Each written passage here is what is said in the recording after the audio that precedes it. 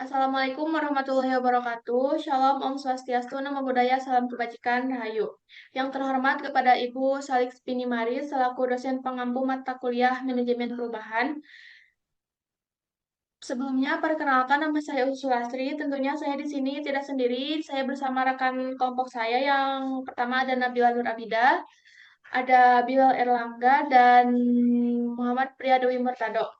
Pada kesempatan kali ini, kami akan menyampaikan presentasi mengenai studi kasus PT Sukses Bersama, sebuah perusahaan manufaktur alat elektronik rumah tangga.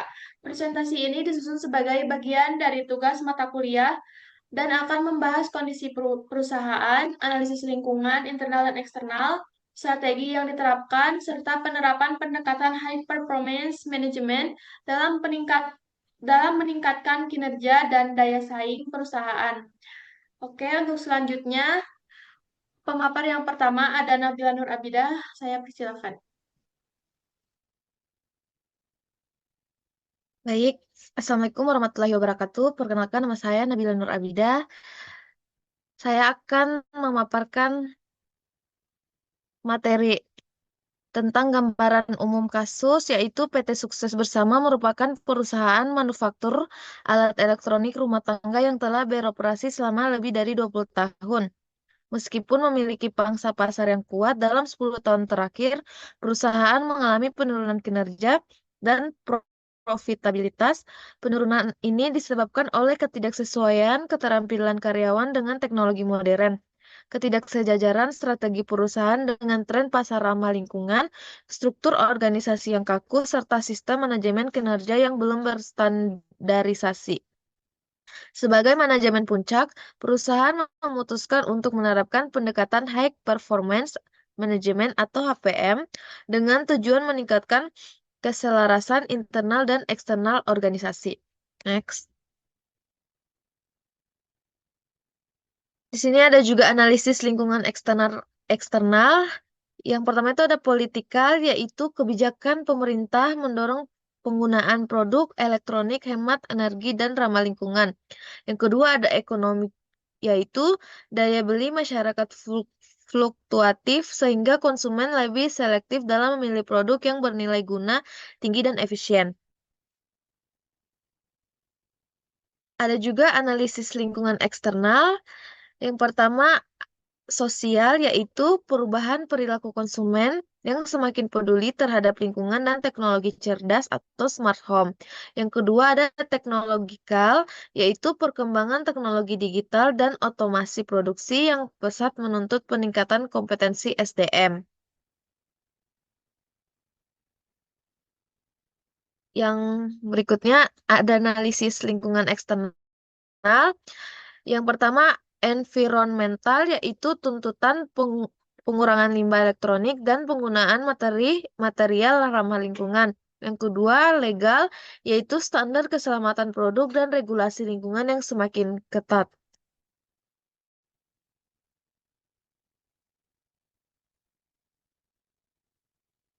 Oke, Mungkin itu untuk saja yang bisa dapat saya sampaikan. Saya kembalikan ke moderator. untuk yang selanjutnya ada analisis internal yang akan dijelaskan oleh Muhammad Pria. Kepadanya saya persilakan. Oke, terima kasih kepada moderator. Saya Muhammad Pria akan melanjutkan materi yang telah disampaikan oleh Nabila. Di, di sini ada analisis internal atau 7S McKinsey. Yang pertama ada strategi. Strategi masih berorientasi pada produk lama dan belum responsif terhadap tren pasar hijau.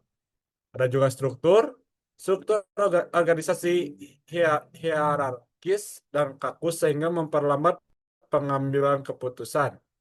Ada juga sistem manajemen kinerja tidak jelas, proses produksi dan distribusi masih manual. Next.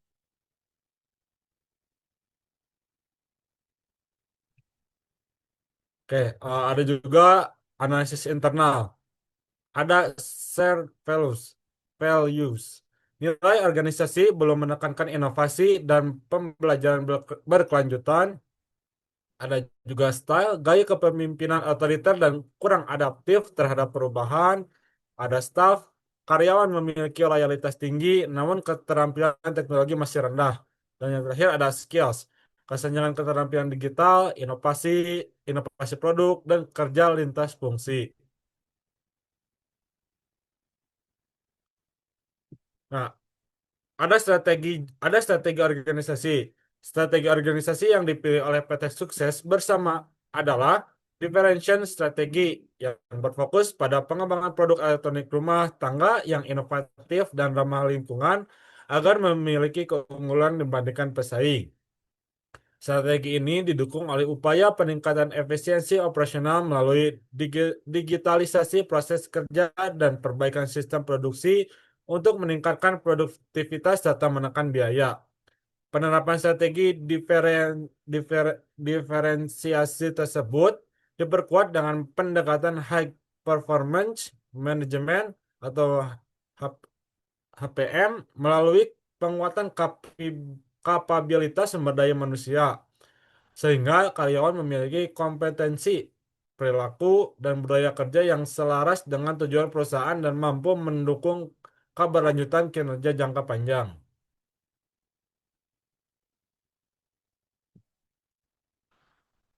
Ada praktik manajemen SDM atau disingkat HPM. Praktik manajemen SDM yang diterapkan untuk menjawab tantangan eksternal dan internal adalah pelatihan dan pengembangan berbasis teknologi, manajemen kinerja berbasis KPI yang jelas, rekrutmen berbasis kompetisi dan nilai, sistem sistem reward dan insentif berbasis kinerja, kepemimpinan partisipatif dan transformasional, dan juga ada job redesign dan kerja lintas departemen.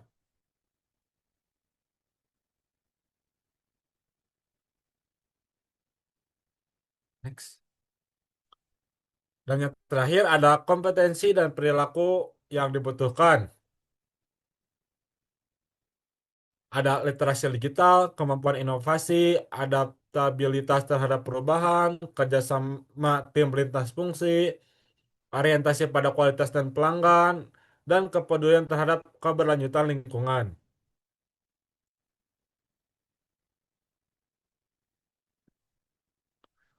Oke, mungkin itu saja yang saya bisa sampaikan. Saya kembalikan ke moderator. Oke, untuk yang selanjutnya, di sini ada matriks keselarasan praktik SDM dengan kompetensi. Matriks ini digunakan untuk menunjukkan kesesuaian antara praktik SDM dengan kompetensi yang dimiliki atau dibutuhkan organisasi. Tanda centang berarti praktik tersebut mendukung kompetensi yang bersangkutan. Penjelasan pada kolom kompetensi, kolom yang terdiri dari digital, inovasi, adaptif, kerja tim, kualitas, dan sustainability. Kolom-kolom ini menunjukkan jenis kemampuan yang ingin dikembangkan dalam organisasi. Penjelasan baris praktik SDM. Yang pertama ada pelatihan pengembangan. Pada tabel ini terlihat bahwa pelatihan dan pengembangan memiliki tanda centang di seluruh kolom kompetensi. Ini berarti pelatihan dan pengembangan berperan penting dalam meningkatkan kemampuan digital, inovasi, adaptif, kerja tim, kualitas, dan sustainability karyawan. Yang kedua, ada manajemen kinerja atau KPI. Baris manajemen kinerja atau KPI juga menunjukkan tanda centang pada semua kompetensi, artinya pengelolaan kinerja melalui KPI membantu karyawan bekerja lebih terarah dan mendukung seluruh kompetensi yang ada di tabel. Yang ketiga ada rekrutmen kompetensi. Pada rekrutmen kompetensi, tanda centang muncul di semua kolom kompetensi. Hal ini menunjukkan bahwa proses rekrutmen yang tepat sangat menentukan kesesuaian kemampuan karyawan dengan kebutuhan organisasi. Yang keempat ada reward dan insentif. Pada baris reward dan insentif, tanda centang terdapat pada kolom inovasi, adaptif, kerja tim, kualitas, dan sustainability. Ini berarti pemberian reward dan insentif mendorong karyawan untuk meningkatkan kinerja dan perilaku kerja positif. Yang kelima ada kepemimpinan transformasional. Baris kepemimpinan transformasional memiliki tanda centang pada inovasi, adaptif, kerja tim, kualitas, dan sustainability. Artinya, gaya kepemimpinan ini berperan dalam mendorong perubahan, kolaborasi, dan kinerja jangka panjang. Dan yang terakhir, ada yang keenam, ada job redesign. Pada job redesign, tanda centang terlihat pada digital inovasi, adaptif, kerja tim, dan sustainability. Hal ini menunjukkan bahwa penataan ulang pekerjaan membantu organisasi menyesuaikan diri dengan perubahan dan kebutuhan masa depan. Kesimpulannya, berdasarkan matriks ini dapat disimpulkan bahwa setiap praktik SDM memiliki peran dalam mendukung kompetensi tertentu. Semakin selaras praktik SDM dengan kompetensi, maka kinerja dan keberlanjutan organisasi akan semakin baik. Dan yang selanjutnya ada tabel matriks keselarasan antar praktik SDM. Tanda centang berarti satu praktik SDM mendukung atau selaras dengan praktik SDM lainnya, sedangkan tanda minus berarti praktik tersebut tidak dibandingkan dengan dirinya sendiri. Yang pertama ada pelatihan. Pada baris pelatihan terdapat tanda centang pada KPI, rekrutmen, reward, kepemimpinan, job redesign. Ini menunjukkan bahwa pelatihan memiliki keterkaitan erat dengan praktik SDM lainnya dalam mendukung pengembangan karyawan. Yang kedua ada KPI. Baris KPI memiliki tanda centang pada pelatihan, rekrutmen, reward, kepemimpinan, dan job redesign. Artinya, penilaian kinerja melalui KPI harus didukung oleh praktik SDM lain agar berjalan efektif. Yang ketiga ada rekrutmen. Pada baris rekrutmen, terlihat tanda centang pada pelatihan, KPI, reward, kepemimpinan, dan job redesign. Ini menunjukkan bahwa proses rekrutmen yang baik akan selaras dengan praktik SDM lainnya dalam organisasi. Yang keempat ada baris reward memiliki tanda centang pada pelatihan, KPI, rekrutmen, kepemimpinan, dan job redesign. Hal ini menunjukkan bahwa sistem reward akan efektif jika didukung oleh praktik SDM lainnya. Yang kelima, ada kepemimpinan. Pada baris kepemimpinan terdapat tanda centang pada pelatihan, KPI rekrutmen, reward, dan job redesign. Ini berarti kepemimpinan berperan penting dalam menyatukan seluruh praktik SDM. Dan yang terakhir, yang keenam, job redesign. Baris job redesign menunjukkan tanda centang pada pelatihan, KPI, rekrutmen, reward, dan kepemimpinan. Yang artinya, perancangan ulang pekerjaan harus sejalan dengan praktik SDM lainnya agar organisasi berjalan dengan efektif. Untuk itu dapat disimpulkan bahwa seluruh praktik SDM saling berhubungan dan saling mendukung. Jika satu praktik tidak berjalan dengan baik, maka praktik SDM lainnya juga akan ikut berpengaruh. Untuk slide selanjutnya akan dijelaskan oleh Bilal. Kepadanya saya persilahkan. Oke, di sini saya akan membaca kesimpulan strategis perubahan berbasis APM. Di sini ada pendekatan high performance management memungkinkan PT sukses bersama menyelaraskan strategi bisnis dengan kebutuhan pasar eksternal dan kondisi internal organisasi melalui integrasi praktik people management yang saling mendukung. Perusahaan dapat membangun SDM yang adaptif, inovatif, berorientasi kinerja tinggi, sehingga mampu meningkatkan produktivitas dan kualitas produk dan daya saing jangka panjang. Next.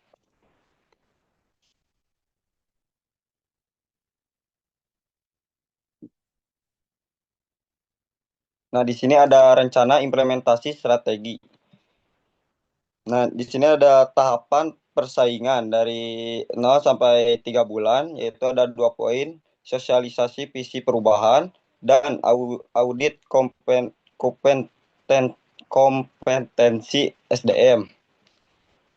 Tahap kedua yaitu ada implementasi dari 4 sampai 12 bulan, yaitu ada 2 poin, pelatihan teknologi dan grant inovatif, dan perbaikan sistem KPI dan digitalisasi proses. Dan di sini ada tahapan penguatan yaitu dari 1 tahun sampai 3 tahun, pengembangan kepemimpinan transformasional, dan evaluasi berkelanjutan berbasis kinerja.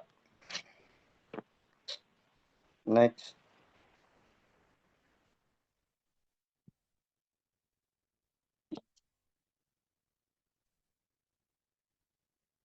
Next.